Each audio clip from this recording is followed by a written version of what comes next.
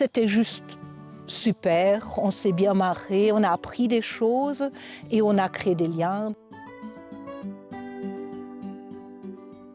On forme ici des guides du parc, c'est la 2e année. Moi je suis guide nature et je travaille au Cercle des naturalistes, donc on forme des guides nature.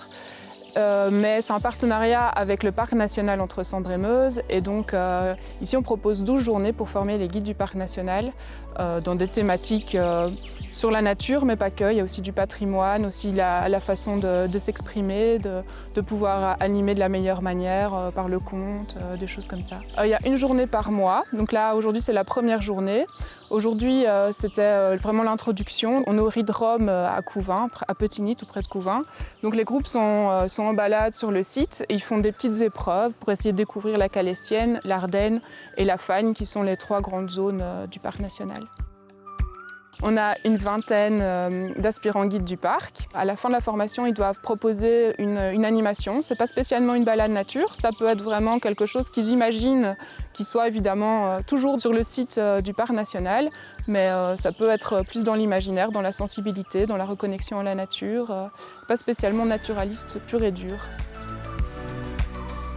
Le début, on était dans la salle tous ensemble, il y avait des personnes qui avaient des connaissances assez profondes. Je me suis dit, oh, comment est-ce que ça va se passer? Et puis on a fait ce jeu de découverte autour du Riz de Rome et on a formé des groupes et c'était juste super, on s'est bien marré, on a appris des choses et on a créé des liens. Donc pour moi, c'était un très très bon début. La première journée s'est passée de manière super sympa. Depuis quelques années, j'ai suivi quelques formations en nature, je suis guide nature, guide sur terri, etc. Et donc le fait de venir comme guide du parc, tout naturellement, parce que j'aime partager les quelques savoirs que j'ai sur la nature pour reconnecter un maximum de monde à notre bel environnement.